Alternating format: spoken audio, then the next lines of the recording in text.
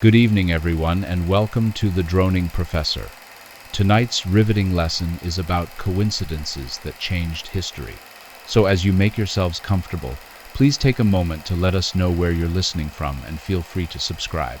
Now, as always, take a moment for some deep breaths, letting your mind and body relax for a good night of sleep. And welcome to what might be the most mind-bending lesson you'll experience this month. Tonight, we're going to explore something that makes historians deeply uncomfortable: the role of pure, dumb luck in shaping human civilization. We like to think history unfolds according to grand plans, brilliant strategies, and the inexorable march of progress. But sometimes, history pivots on someone taking a wrong turn, a sandwich being particularly delicious, or a storm showing up at exactly the right moment.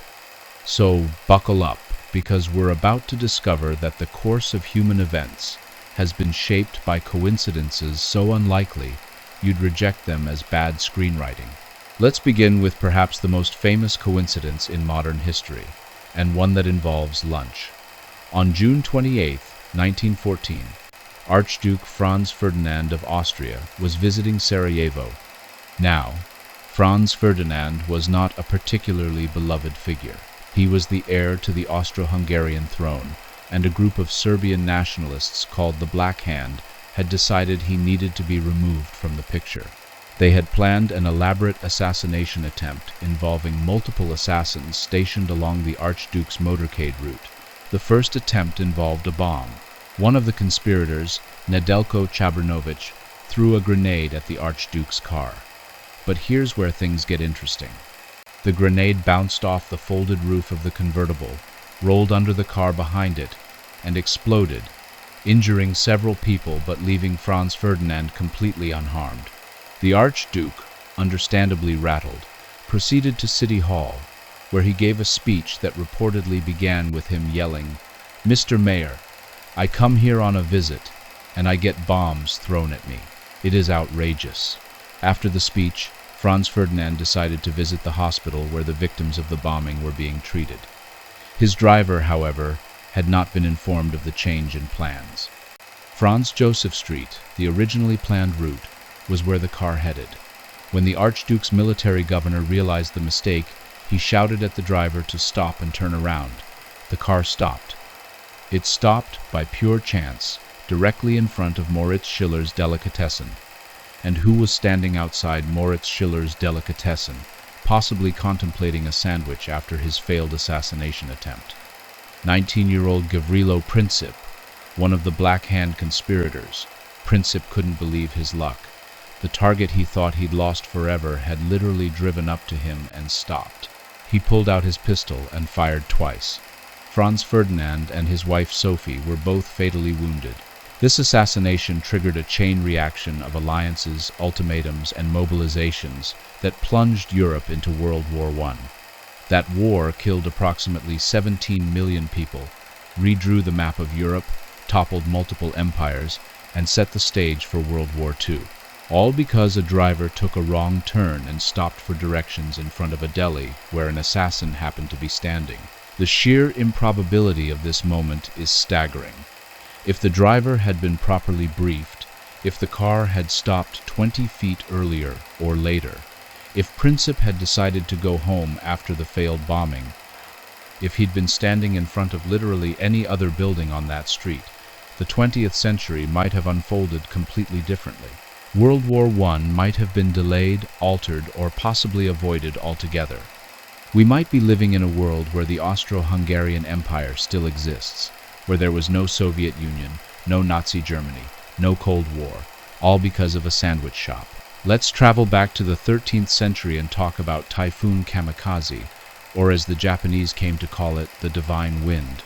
In 1274 and again in 1281, Kublai Khan, the grandson of Genghis Khan and ruler of the Mongol Empire, decided he wanted to add Japan to his collection of conquered territories. This wasn't an unreasonable goal. The Mongols had conquered pretty much everything else.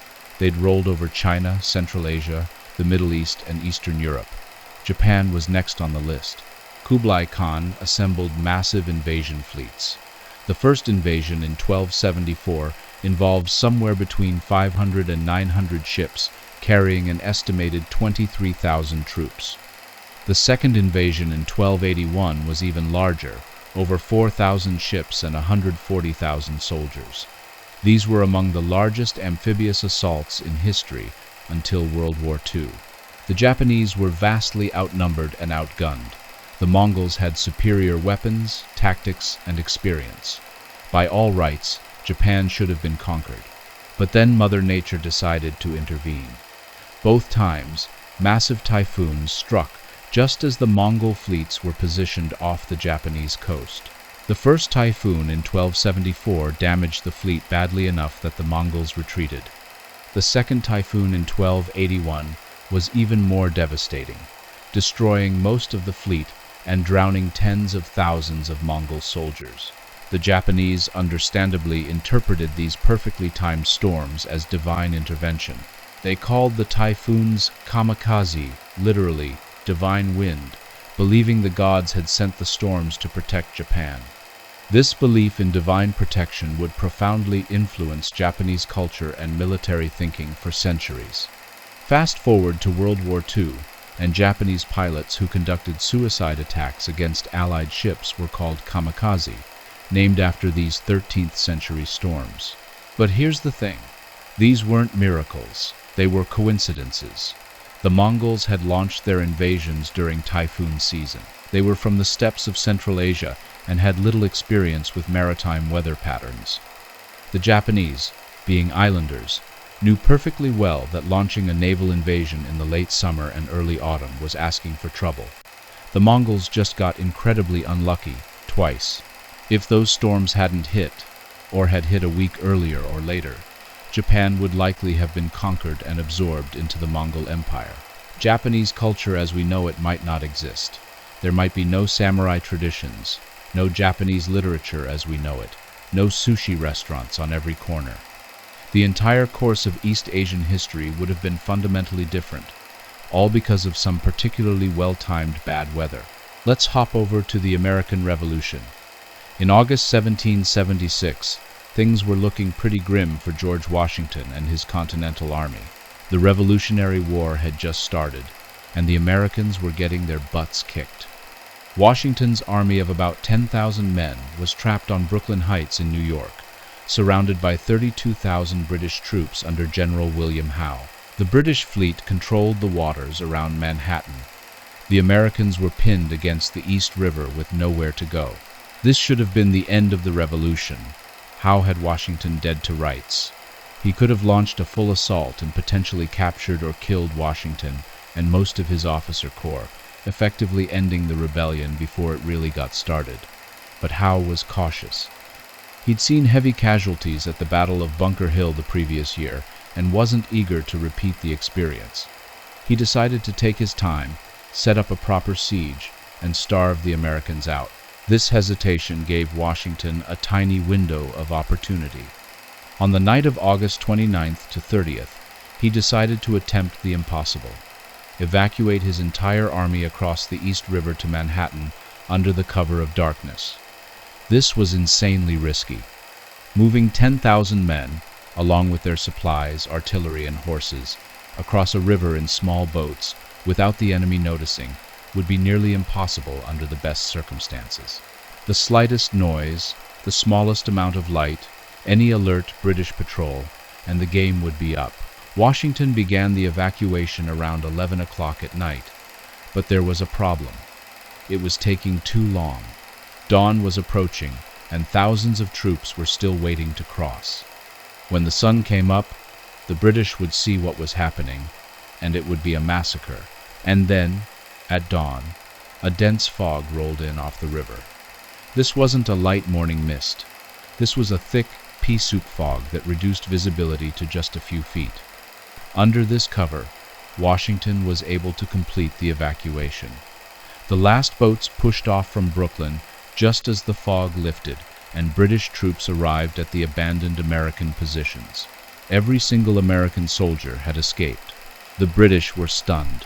Howe reportedly said, "I am very sorry that I did not attack them as they retreated." One British officer wrote that it seemed as though the devil was in the Americans' favor. The colonists naturally saw it as divine providence. Washington wrote that the fog was peculiarly adapted to our circumstances. But it was just a coincidence, a fortunate convergence of weather patterns at exactly the right moment. If that fog hadn't rolled in, Washington and most of his army would likely have been captured or killed. The revolution would have ended in 1776. There would be no United States of America. We'd probably all be eating more crumpets and having tea at 4 o'clock. The entire modern world would be unrecognizably different because of some meteorological luck. Here's a coincidence that's less about luck and more about biological misfortune. In 1520, Hernán Cortés arrived in Mexico with about 500 Spanish soldiers. He was facing the Aztec Empire, a sophisticated civilization with a population of around 5 million people and an experienced military. By all logic, a few hundred Spanish guys with swords should have been quickly overwhelmed and either killed or sacrificed to the Aztec gods. But Cortés had an invisible ally, smallpox. One of his soldiers, an African slave named Francisco de Aguilla, was infected with the disease. Smallpox had been circulating in Europe, Africa, and Asia for centuries, and while it was deadly, these populations had developed some level of resistance. The indigenous peoples of the Americas, however, had never been exposed to smallpox. They had no immunity whatsoever. The disease spread through the Aztec population like wildfire. It killed somewhere between 5 and 8 million people, including the Aztec emperor Cuitlahuac. The Aztec military was decimated. Soldiers were too sick to fight. Command structures collapsed. The psychological impact was enormous. The Aztecs had no understanding of germ theory and interpreted the disease as supernatural punishment. Their gods seemed to have abandoned them, while the Spanish were largely unaffected. Cortés and his relatively tiny force were able to conquer the Aztec Empire, not primarily through superior tactics or weaponry, but because a microscopic organism had coincidentally devastated his enemies. This pattern repeated throughout the Americas. Diseases brought by Europeans, including smallpox, measles, typhus, and influenza, killed an estimated 56 million indigenous people by 1600. That's roughly 90% of the pre-Columbian population. This wasn't a deliberate strategy, at least not initially. The Spanish didn't understand germ theory any better than the Aztecs did. They didn't know they were biological weapons. It was pure coincidence that Europeans happened to carry diseases to which they had resistance, and the indigenous peoples did not. If the epidemiological situation had been reversed, if the Americas had been home to devastating diseases to which Native Americans were immune, the age of exploration might have ended very differently. European colonialism might never have succeeded on such a massive scale. The entire modern demographic and political landscape of the Americas exists because of microscopic coincidences. Let's talk about the Russian Revolution, specifically a coincidence that might have prevented it entirely. In early 1917, Russia was in chaos. World War I was going badly, soldiers were deserting, food was scarce, and strikes were spreading through Petrograd, the capital. Tsar Nicholas II was away at military headquarters, leaving his wife, Tsarina Alexandra, in charge. Alexandra sent Nicholas a series of telegrams describing the situation, but she downplayed the severity of the crisis. She didn't want to worry him, and she believed loyal troops could handle what she saw as minor disturbances. Nicholas, relying on her assessments, decided to stay at headquarters rather than return to the capital. He also made the fatal decision to order troops to fire on protesters. But here's the coincidence. Nicholas's train back to Petrograd was stopped by revolutionary workers who had seized the railway. He tried to find an alternate route, but was blocked at every turn. While he was stuck on a train, unable to reach the capital or communicate effectively with his government, the revolution accelerated beyond control. By the time Nicholas realized the true extent of the crisis, it was too late. On March 15, 1917, he abdicated the throne, ending 300 years of Romanov rule. Several historians have argued that if Nicholas had returned to Petrograd earlier, if his train hadn't been stopped, he might have been able to rally loyal forces, make concessions, or at least manage the crisis more effectively. The revolution might have been contained or transformed into a constitutional rather than communist movement. But those few days of transportation disruption gave the revolutionaries enough time to consolidate power. 8 months later, the Bolsheviks seized control. Vladimir Lenin took power, and the Soviet Union was born. The Soviet Union would go on to be one of the two superpowers of the 20th century, locked in a Cold War with the United States that dominated global politics for 45 years. The communist model would spread to China, Vietnam, Cuba, and numerous other countries. Tens of millions would die under communist regimes. The entire geopolitical structure of the modern world was shaped by this system, and it might never have happened if Nicholas's train had gotten through a few railway junctions. Now let's talk about a coincidence that changed our understanding of the universe itself. In 1905, a 26-year-old patent clerk named Albert Einstein was working at the Swiss Patent Office in Bern. This was not a glamorous job. Einstein examined patent applications for electromagnetic devices, making sure they worked as claimed. It was, by his own admission, fairly boring work. But here's the coincidence. The job gave Einstein plenty of free time. Patent examination in the early 1900s was not a 40-hour-per-week grind. Einstein could finish most of his assigned work relatively quickly, leaving him hours each day to think about physics problems that fascinated him. He called his office desk his Bureau of Theoretical Physics. In 1905, during his spare time at the patent office, Einstein published 4 papers that revolutionized physics. In March, he explained the photoelectric effect, which would eventually win him the Nobel Prize and help establish quantum theory. In May, he proved the existence of atoms. In June, he published his special theory of relativity, which fundamentally changed our understanding of space and time. And in September, he derived the equation E equals mc squared, establishing the relationship between mass and energy. This period was so productive that historians call it Einstein's miracle year. But it might never have happened if Einstein had gotten a more demanding job. He'd applied for academic positions at universities but was rejected. He'd wanted to pursue research full-time but couldn't secure funding. The patent office was essentially a fallback option. If Einstein had landed a university position, he would likely have been buried under teaching responsibilities, committee work, and the pressure to publish in established areas of research. He might never have had the mental freedom and spare time to develop his revolutionary ideas. The coincidence of Einstein ending up in a low-pressure job at exactly the moment when he had world-changing ideas ready to emerge shaped the entire course of 20th century physics. Our understanding of space, time, energy, and matter all stems from work done by a bored patent clerk with too much time on his hands. The atomic age, GPS satellites, modern electronics, all of it traces back to equations scribbled during slow days at the office. In September 1928, Alexander Fleming, a Scottish bacteriologist, returned to his laboratory at St. Mary's Hospital in London after a 2-week vacation. Fleming was not the tidiest scientist. His lab was famously cluttered and disorganized. When he left for vacation, he'd stacked several petri dishes containing bacterial cultures on his bench, planning to sort through them when he returned. While Fleming was away, something unusual happened. A spore of Penicillium notatum, a common mold, drifted through an open window or up from the mycology lab 1 floor below. It landed on one of Fleming's discarded bacterial culture plates. The spore germinated and started growing.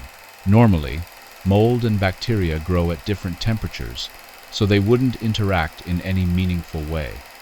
But London experienced an unusual cold spell while Fleming was on vacation, followed by a warm period. This temperature fluctuation created perfect conditions for both the mold and the bacteria to grow and for them to interact. When Fleming returned and examined his petri dishes before throwing them away, he noticed something odd. One dish had a clear zone around the mold where no bacteria were growing. The mold was killing the bacteria. Fleming isolated the mold, identified it as Penicillium notatum, and extracted the antibacterial substance, which he named penicillin. Fleming published his findings in 1929, but at first, nobody paid much attention. Penicillin was difficult to produce in useful quantities, and Fleming wasn't a chemist. It wasn't until the late 1930s that a team at Oxford University, led by Howard Florey and Ernst Boris Chain, developed methods to mass-produce penicillin. By World War II, penicillin was being manufactured on an industrial scale and was saving thousands of lives. Soldiers who would have died from infected wounds survived. Diseases that had been death sentences became treatable. Penicillin became the first of the antibiotic drugs, launching the antibiotic revolution. It's estimated that antibiotics have saved over 200 million lives since their introduction. Modern surgery, cancer treatment, and organ transplants are all possible because of antibiotics. Average human life expectancy increased dramatically in the 20th century, largely due to our ability to treat bacterial infections. And it all happened because Fleming was messy, went on vacation, and a mold spore drifted into his lab during an unusual weather pattern. If Fleming had cleaned up before his vacation, if the weather had been consistently warm or cold, if the lab window had been closed, if the petri dish had been positioned 6 inches to the left, none of this would have happened. We'd be living in a world where minor infections are still potentially fatal, where surgery is far more dangerous, where human life expectancy might still be in the 50s. One of the greatest medical breakthroughs in history was pure coincidence. Here's a coincidence from World War II that most people have never heard about. In April 1940, German forces invaded Norway. During the chaos of the invasion, a German ship, the Schiff 26, was sunk in the North Sea. On board was an Enigma machine, the cipher device the Germans used to encrypt their military communications. The machine sank with the ship and should have been lost forever. Fast forward to February 1942. A British trawler, the HMS Bulldog, captured a German submarine, U-110, in the North Atlantic. The German crew, believing their sub was sinking, abandoned ship before properly destroying their Enigma machine and codebooks. British sailors boarded the submarine and found the Enigma machine intact, along with current settings and documentation. But here's the crucial coincidence. The British also recovered an earlier Enigma machine from a captured German patrol boat in May 1941, along with codebooks and procedures. These captures provided the codebreakers at Bletchley Park with the physical machines and documentation they needed to crack German naval codes. The information gained from reading German Enigma traffic was codenamed Ultra. It gave the Allies insight into German military plans, U-boat locations, and strategic intentions. Historians estimate that Ultra intelligence shortened the war in Europe by at least 2 years and possibly 4. It was crucial to winning the Battle of the Atlantic, planning the D-Day invasion, and countering German military operations. But the entire intelligence coup depended on a series of coincidences. German crews needed to fail to destroy their equipment before capture, which violated their standing orders. British forces needed to capture the submarines before they sank. The machines needed to survive being boarded. If any link in this chain of coincidences had broken, the Allies might not have cracked the Enigma code, or might have cracked it much later. World War II could have lasted years longer, killed millions more people, and ended differently. The fact that Nazi Germany was defeated when and how it was depended partly on German sailors panicking and British sailors being in the right place at the right time. Pure coincidence changed the outcome of the most destructive war in human history. Let's talk about Alan Turing, whose work was crucial to breaking the Enigma codes. But Turing almost never became a mathematician. In 1926, when Turing was 14 years old, he became close friends with a classmate named Christopher Morcom. Morcom was academically gifted, particularly in mathematics and science, and he inspired Turing to excel in these subjects. The two boys shared intellectual interests and pushed each other to achieve more.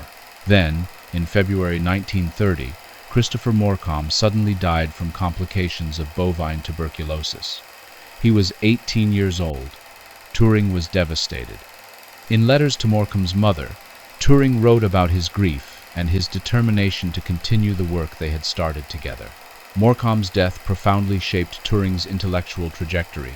It drove him deeper into mathematics and science as a way to feel connected to his lost friend. After Morcom's death, Turing threw himself into his studies with renewed intensity. He went on to study mathematics at Cambridge, where he developed his theories of computation.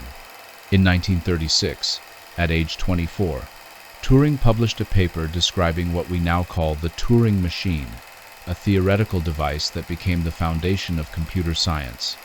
During World War II, Turing led the team at Bletchley Park that broke the German Enigma code. After the war, he continued working on computer science and artificial intelligence. Turing's work laid the groundwork for modern computing. Every computer, smartphone, and digital device you use today is based on principles Turing established. The entire digital age traces back to his theoretical work in the 1930s and his practical work in the 1940s. But what if Christopher Morcom hadn't died? What if he'd lived a normal life? Turing might have remained a good student, but without the driving sense of purpose that Morcom's death gave him, would he have pushed himself to the same heights? Would he have developed his theories of computation? Would he have been recruited to Bletchley Park? We can't know for certain, but it's possible that the entire digital revolution was accelerated by the tragedy of a teenage boy's death from tuberculosis. This is perhaps the most unsettling type of historical coincidence, the one where something terrible produces something beneficial. We can be grateful for computers while still wishing Christopher Morcom had lived a long and happy life. History doesn't care about fairness. In 1492, Christopher Columbus sailed west from Spain, trying to find a shorter route to Asia. Columbus believed the Earth was much smaller than it actually is. He thought he could reach Japan by sailing west across the Atlantic. He was spectacularly wrong. The Earth is nearly 40% larger than Columbus calculated. If the Americas hadn't existed, Columbus and his crew would have run out of supplies and died in the middle of the Pacific Ocean, thousands of miles from any land. But the Americas did exist, and Columbus bumped into them entirely by accident. He never figured out that he'd found a continent nobody in Europe knew about. Until his death in 1506, Columbus insisted he'd reached Asia. He called the indigenous people he encountered Indians because he thought he was in the Indies. This was an enormous coincidence. If the Americas had been even a few hundred miles further west, Columbus wouldn't have reached them. His ships would have turned back or been lost at sea. If the Americas hadn't existed at all, European exploration might have taken a completely different path. The Spanish might have focused on Africa or tried to circumnavigate Africa to reach Asia, as the Portuguese eventually did. The entire colonial period, the founding of the United States, the demographic transformation of the Americas, none of it would have happened the way it did. Columbus's accidental discovery changed the course of world history.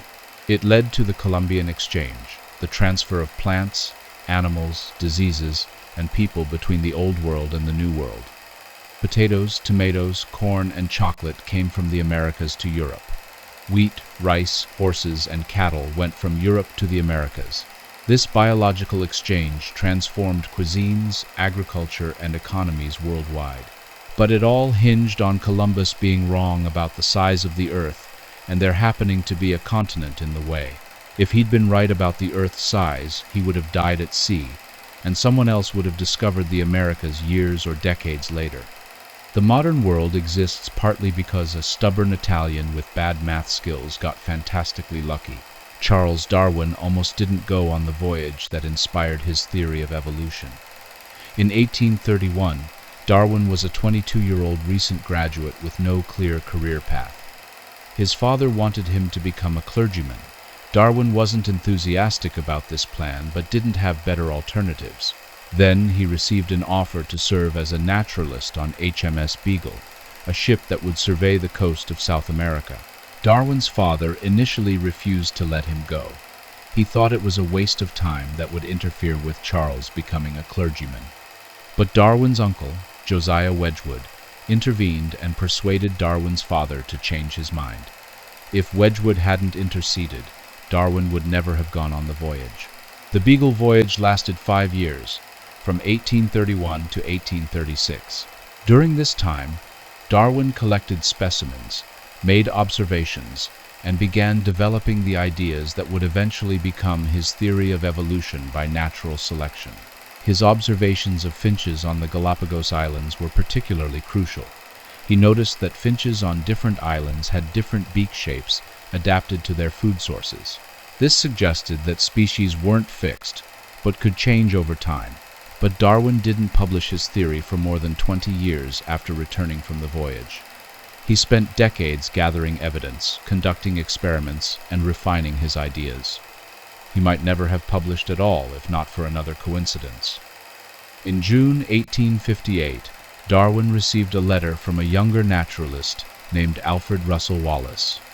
Wallace had independently developed a theory of evolution by natural selection almost identical to Darwin's. He was asking Darwin to review his paper before submitting it for publication. Darwin panicked. He'd been working on his theory for over 20 years, but Wallace was about to publish first and get all the credit. Darwin's friends arranged for both Darwin's and Wallace's papers to be presented together at a scientific meeting, but Darwin realized he needed to publish a full explanation of his theory immediately. In just 13 months, he wrote On the Origin of Species, which was published in November 1859. Darwin's theory of evolution by natural selection is arguably the most important scientific theory in biology. It explains the diversity of life on Earth, provides the foundation for modern medicine and agriculture, and fundamentally changed how humans understand their place in nature. And it almost didn't happen. If Darwin's father had refused to let him go on the Beagle, if his uncle hadn't intervened, if Wallace hadn't sent his letter at exactly the right moment to spur Darwin to publish, we might not have had the theory of evolution when we did, or it might have developed very differently. So what do all these stories tell us? They reveal that history is far more random and contingent than we like to admit. We want to believe in historical inevitability, in the idea that important events would have happened one way or another. We want to think that World War I was caused by deep structural factors like imperialism and nationalism, not by a driver taking a wrong turn. We want to believe that medical breakthroughs result from systematic research, not from messy scientists leaving petri dishes out during unusual weather. But the evidence suggests otherwise. History is full of fork-in-the-road moments where pure chance determined which path we took. A storm shows up at the right time, or it doesn't. A letter gets delivered, or it doesn't. Someone catches a cold, or they don't. And these tiny, random events cascade forward through time, shaping the world in ways we can barely comprehend. This doesn't mean that human agency doesn't matter, or that we're just passive victims of fate. The individuals in these stories made choices. Columbus chose to sail west. Einstein chose to think about physics during his lunch breaks. Fleming chose to examine his petri dishes before throwing them away. But their choices intersected with coincidences, with random events beyond anyone's control, and the combination produced world-changing results. Understanding the role of coincidence in history should make us humble. It should remind us that the world we live in is not inevitable. Things could have been different. They almost were different, many times. The comfortable, familiar shape of history that we learn about in textbooks is just one path through an infinite garden of forking paths. We live in this particular timeline partly because of human choices and partly because of random chance. It should also make us think carefully about our own moment in history. We're living through events right now that will be in history books someday. Some of those events will unfold according to plans and intentions. But others will pivot on coincidences we haven't recognized yet. Someone will be in the right place at the right time, or the wrong place at the wrong time. A message will get through, or it won't. The weather will cooperate, or it won't. And decades from now, historians will look back and argue about what was inevitable and what was just luck. The great historian Edward Gibbon wrote, "History is indeed little more than the register of the crimes, follies, and misfortunes of mankind." I'd like to add one more item to that list: coincidences. History is the register of crimes, follies, misfortunes, and an astonishing number of things that happen just because the universe has a weird sense of humor. So, the next time something seemingly random happens to you, you miss your train, you meet someone unexpected, you find something you weren't looking for, remember that you might be at one of history's fork-in-the-road moments. That minor inconvenience or random encounter might not change world history, but then again, it might. Gavrilo Princip probably thought he was just getting a sandwich. Franz Ferdinand's driver thought he was just making a wrong turn, and Alexander Fleming thought he was just cleaning up his lab. The lesson here isn't that we should become paralyzed by the potential significance of every random event. That way lies madness. The lesson is that we should stay humble about our ability to control and predict the future. We should make good decisions, work toward worthy goals, and try to be in the right place at the right time. But we should also recognize that sometimes the universe is going to roll the dice, and we're all just going to have to deal with the results. History is not a grand design or a predictable march of progress. It's more like jazz improvisation. There's some structure, some skill, and a whole lot of making it up as you go along and hoping you hit the right notes. Sometimes you do, and sometimes you don't, and sometimes you hit a note you weren't even aiming for, and it turns out to be perfect. So here's to the coincidences, the accidents, the random chance encounters and freak weather events that shaped our world. Here's to messy scientists and lost navigators, to wrong turns and mistimed letters, to storms that saved empires and fogs that saved revolutions. History is stranger, more random, and more wonderful than we give it credit for. And who knows? Maybe years from now, historians will be teaching a lesson about how a college class on historical coincidences somehow changed the world. Probably not. But stranger things have happened. After all, we live in a universe where World War I was started by a sandwich. Thank you for your attention this evening. Now, go forth and appreciate the beautiful randomness of existence, and maybe be a little more careful about where you park your car. Good night. And in case you've enjoyed our evening talk so much and still might be awake, here is another educational video for you. Good evening, everyone, and welcome to the Droning Professor. Tonight's lesson is about why we believe in luck. So as you make yourselves comfortable, please take a moment to let us know where you're listening from, and feel free to subscribe. Now, as always, take a moment for some deep breaths, letting your mind and body relax for a good night of sleep. Before we start tonight's lesson, I want everyone to participate in a quick exercise. Let me ask you, have you ever knocked on wood after saying something optimistic, avoided walking under a ladder, felt nervous about Friday the 13th, carried a lucky charm or worn lucky clothing, thrown salt over your shoulder after spilling it? Fascinating.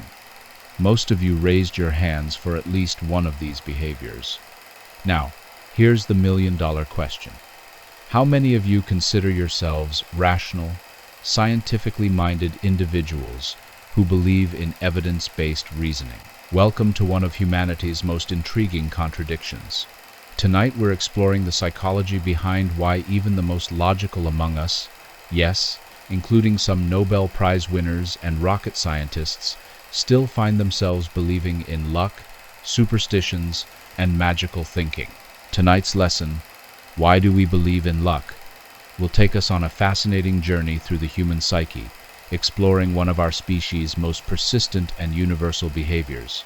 By the end of our time together, you'll understand the evolutionary and psychological origins of luck-based thinking, how our cognitive biases make us susceptible to superstitious beliefs, the cultural and social functions that luck beliefs serve, the neurological basis for magical thinking, why belief in luck persists even in our scientific age, the practical implications for decision-making and well-being. But first, let's establish what we mean by luck. When we talk about luck, we're actually dealing with several related but distinct concepts. Let me break these down for you. Luck itself is typically defined as the force that seems to operate for good or ill in a person's life, as if by chance rather than through their own actions. It's the idea that some external, non-causal force influences outcomes in our favor or against us. Superstition involves beliefs or practices considered to be irrational or supernatural, typically involving the attribution of causal relationships between unrelated events. Breaking a mirror causing 7 years of bad luck would be a classic example. Magical thinking is a broader psychological term describing the attribution of causal relationships between actions and events that cannot be justified by reason and observation. This includes the belief that one's thoughts, words, or actions can influence the course of events in ways that defy physical laws. Now, here's where it gets interesting from an academic perspective. These beliefs aren't just random quirks of human behavior. They're incredibly systematic and predictable. The anthropologist James George Frazer, in his seminal work, The Golden Bough, 1890, identified 2 fundamental principles underlying magical thinking. The law of similarity, the idea that like produces like, voodoo dolls, for instance. The law of contact, the belief that things that were once connected remain connected, keeping a lock of someone's hair. These principles, identified over 130 years ago, still govern much of our superstitious behavior today. Pretty remarkable for supposedly irrational thinking, wouldn't you say? Before we dive into the psychology, let's acknowledge that belief in luck isn't some modern quirk. It's arguably one of humanity's oldest and most universal behaviors. Archaeological evidence suggests our ancestors were engaging in ritual behaviors that we'd recognize as superstitious as far back as 100,000 years ago. Consider the Paleolithic cave paintings at Lascaux, France, dating back 17,000 years ago. Many anthropologists interpret these not just as art, but as ritual attempts to influence hunting success through sympathetic magic, drawing the successful hunt to make it happen. Talk about the ultimate lucky charm. Every culture throughout history has developed elaborate systems of luck beliefs. The Romans had their complex system of augury, interpreting the will of the gods through bird flight patterns. The Chinese developed feng shui, a sophisticated system for arranging environments to maximize good fortune. Even today's seemingly secular cultures are absolutely riddled with luck beliefs. Let me share some fascinating cross-cultural examples. In Japan, the number 4 is considered so unlucky because it sounds like the word for death that many buildings skip the 4th floor entirely. Meanwhile, in Italy, the number 17 is the unlucky one. In India, people avoid scheduling important events during Rahukal, an inauspicious time period each day. But here's what's really intriguing. While the specific content of luck beliefs varies dramatically across cultures, their underlying psychological structure is remarkably consistent. Virtually every culture has lucky and unlucky numbers, protective rituals before important events, beliefs about omens and signs, taboos about certain actions or words, lucky objects or charms. This universality suggests we're not looking at random cultural accidents, but at something fundamental about how human minds work. The anthropologist Claude Lévi-Strauss argued in The Savage Mind 1962 that magical thinking isn't primitive or irrational. It's actually a sophisticated way of organizing and making sense of a complex, unpredictable world. From this perspective, superstitions are early human attempts at creating predictability and control in an uncertain environment. Now let's get to the really fascinating stuff. Why natural selection might have actually favored superstitious thinking. This might seem counterintuitive. Wouldn't evolution select for accurate perception of reality rather than false beliefs? Well, not necessarily. Evolution doesn't select for truth. It selects for survival and reproduction. And sometimes, being wrong in specific ways can actually be adaptive. Evolutionary psychologists Marty Haselton and David Buss proposed error management theory, which suggests that when facing uncertainty, natural selection favors cognitive biases that minimize the cost of errors rather than maximize accuracy. Here's a classic example. Imagine you're our ancestor walking through the savannah, and you hear rustling in the bushes. You have two choices. Assume it's just the wind and keep walking. Assume it's a predator and run. If you're wrong about option 1, you're lunch. If you're wrong about option 2, you just wasted some energy. Natural selection strongly favors the better safe than sorry approach, even if it means being wrong most of the time. This creates what psychologists call a hyperactive agency detection device. We're evolutionarily primed to see intentional agents and causal patterns, even where none exist.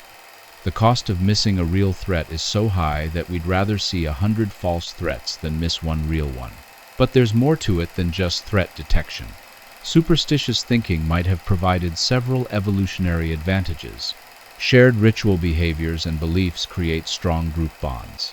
Groups with stronger cohesion were more likely to survive conflicts and environmental challenges. When everyone in your tribe believes in the same protective rituals, it creates a sense of shared identity and mutual obligation. Believing you can influence outcomes through ritual behavior reduces anxiety and stress, which has genuine health benefits. A hunter who performs his lucky ritual before the hunt might actually perform better due to increased confidence and reduced stress hormones. While superstitious thinking can lead to false patterns, it's based on the same cognitive mechanisms that allow us to recognize real patterns. Being overly sensitive to patterns, even false ones, might be better than missing important real patterns.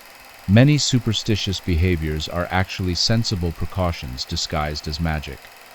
Don't whistle at night might have originated because it could attract predators.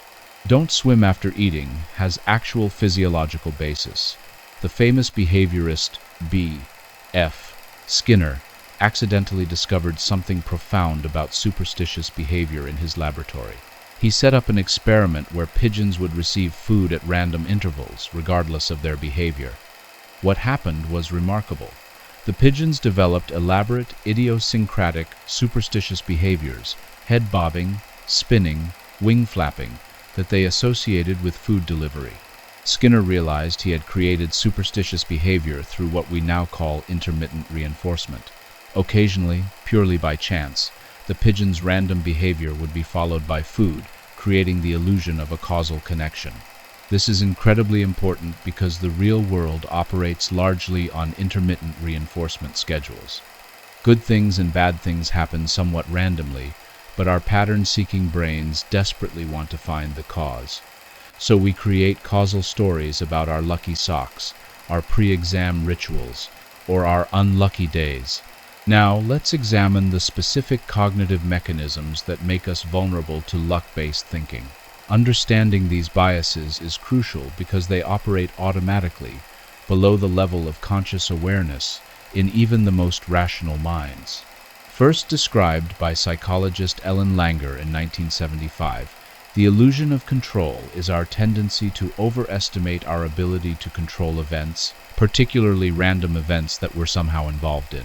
In Langer's famous experiments, people were willing to pay significantly more for lottery tickets they had chosen themselves versus randomly assigned tickets, even though logically both had identical odds. When we feel involved in the process, we unconsciously believe we have some influence over the outcome. This bias is everywhere in luck beliefs. Gamblers think they can influence dice rolls through their throwing technique. Sports fans believe their viewing rituals affect game outcomes. Students think their pre-exam superstitions improve their performance. Confirmation bias is our tendency to search for, interpret, and recall information that confirms our pre-existing beliefs while ignoring contradictory evidence. When it comes to luck beliefs, this bias is particularly powerful. Think about it. If you believe your lucky shirt helps you perform better, you'll naturally notice and remember the times you wore it and succeeded. The times you wore it and failed, or succeeded without it, fade from memory or get explained away as exceptions.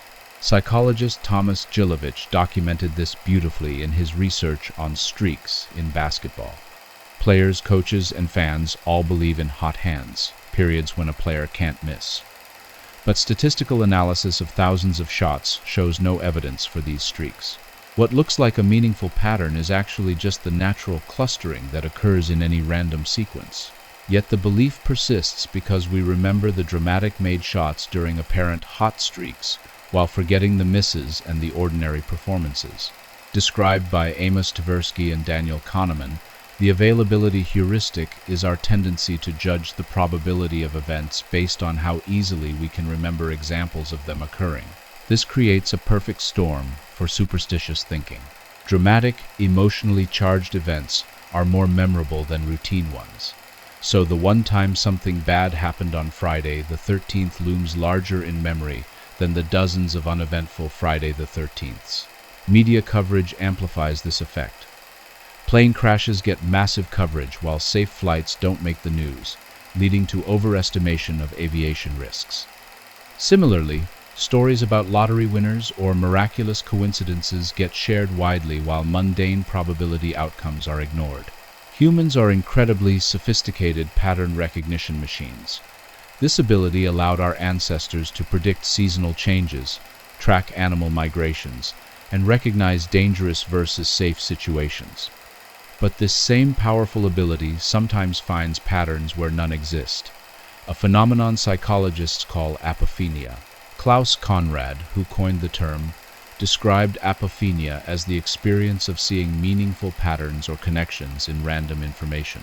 It's the reason we see faces in clouds, hear voices in random noise, and find significance in coincidences. Michael Shermer, in The Believing Brain, 2011, argues that we are pattern-seeking, storytelling animals who naturally create causal narratives to explain random events. We evolved to find patterns because missing a real pattern could be fatal, but finding false patterns was usually just wasteful. Post hoc ergo propter hoc. After this, therefore, because of this. This logical fallacy is at the heart of much superstitious thinking. Just because event A preceded event B doesn't mean A caused B, but our minds naturally assume causal relationships when events occur in sequence.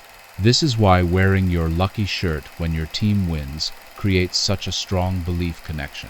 The temporal sequence, wearing shirt then team victory, creates an intuitive causal story that's very difficult to shake, even when we logically know it's nonsense. Random events tend to cluster in ways that look non-random to human perception. If you flip a fair coin 100 times, you'll likely see several streaks of 5 to 7 heads or tails in a row. These streaks feel meaningful and non-random, even though they're exactly what probability theory predicts. In real life, these clustering illusions fuel beliefs in lucky and unlucky periods. A series of good events feels like a lucky streak, while bad events cluster into runs of bad luck. We forget that random distributions naturally include these clusters. Recent neuroscience research has begun revealing the brain mechanisms underlying superstitious and magical thinking. This research is particularly fascinating because it shows that these aren't just software problems. They're built into our neural hardware. Wolfram Schultz's groundbreaking research on dopamine revealed something surprising. Dopamine neurons don't just respond to rewards, they respond to the prediction of rewards. More importantly, they're most active when rewards are unpredictable. This finding revolutionized our understanding of superstitious behavior. In Schultz's experiments with monkeys, dopamine neurons fired most strongly during intermittent, unpredictable reward schedules, exactly the conditions that create superstitious behavior in Skinner's pigeons. The implications are profound. When we engage in superstitious behavior and occasionally experience positive outcomes, remember, life is full of intermittent, unpredictable rewards. Our dopamine system strengthens the neural pathways associated with that behavior. We literally become addicted to our superstitions through the same neurochemical mechanisms involved in gambling addiction. Recent research on the brain's default mode network, the regions active when we're not focused on specific tasks, reveals something fascinating about magical thinking. This network, which includes the medial prefrontal cortex, posterior cingulate cortex, and angular gyrus, is heavily involved in creating narrative coherence and meaning from our experiences. Marcus Raichle, who discovered the default mode network, describes it as constantly working to create coherent stories about our experiences, relationships, and place in the world. This network might be responsible for the human tendency to create causal narratives about random events, Essentially, the neurological basis of superstitious thinking.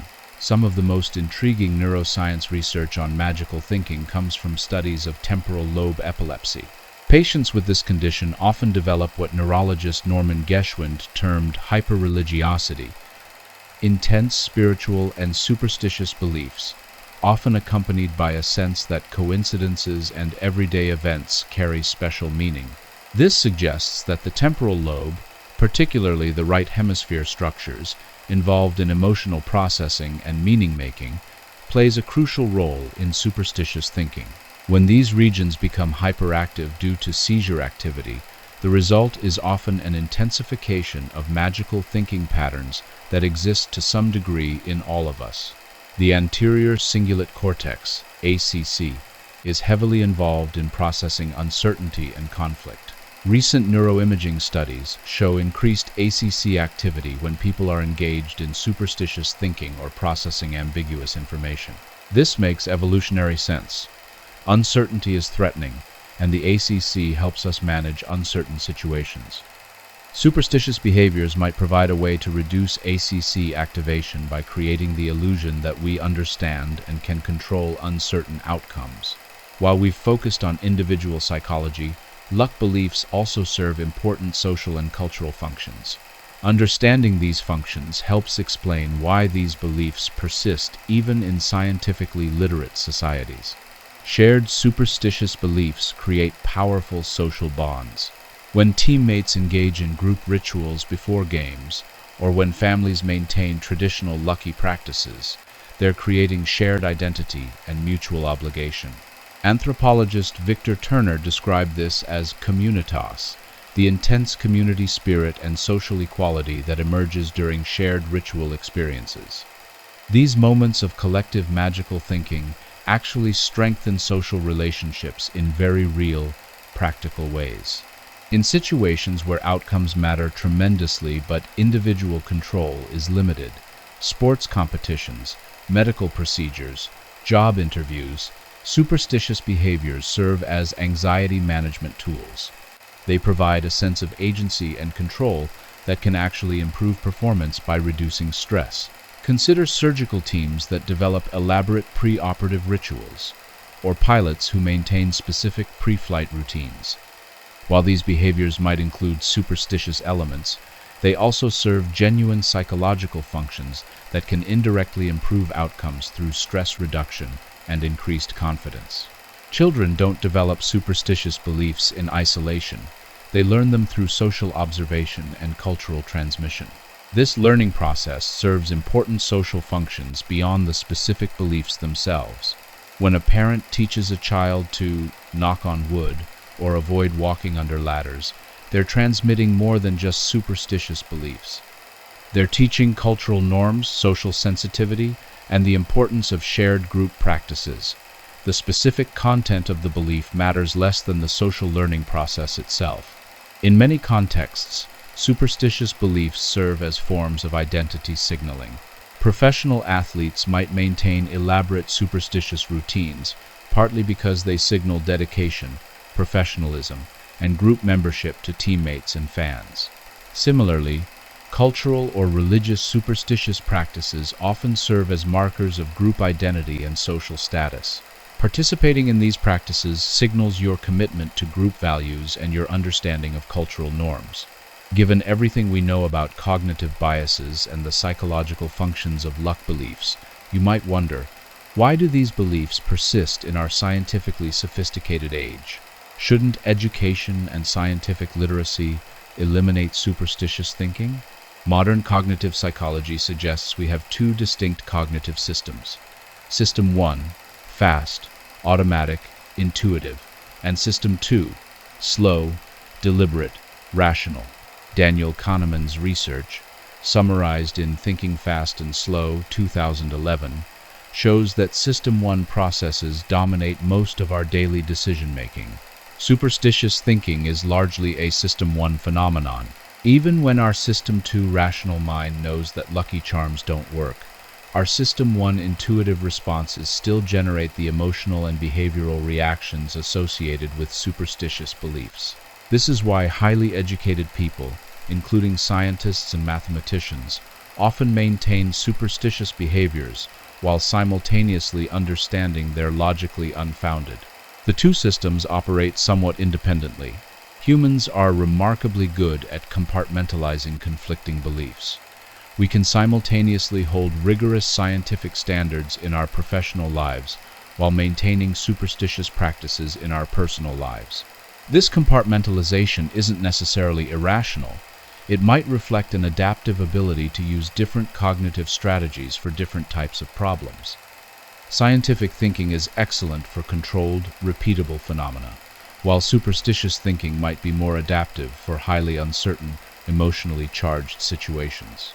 Despite technological advances, modern life presents new forms of uncertainty that our ancestors never faced. Global financial markets, climate change, nuclear weapons, artificial intelligence. These are complex, largely uncontrollable forces that affect our lives in unpredictable ways.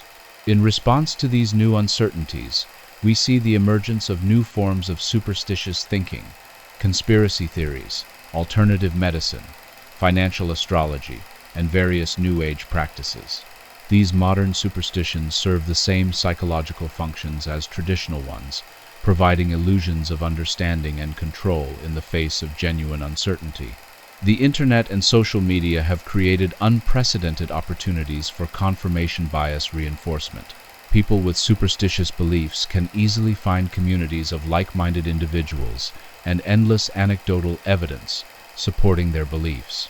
This creates what psychologist Cass Sunstein calls echo chambers, environments where people are exposed primarily to information that confirms their existing beliefs. In such environments, superstitious beliefs can actually strengthen over time, rather than being challenged by contrary evidence. Understanding the psychology of luck beliefs has important practical implications for various fields. Awareness of luck-related biases can improve decision-making in high-stakes situations.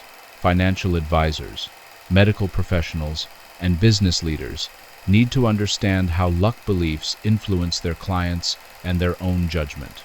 For example, investors often engage in hot hand thinking, believing that recent performance predicts future results.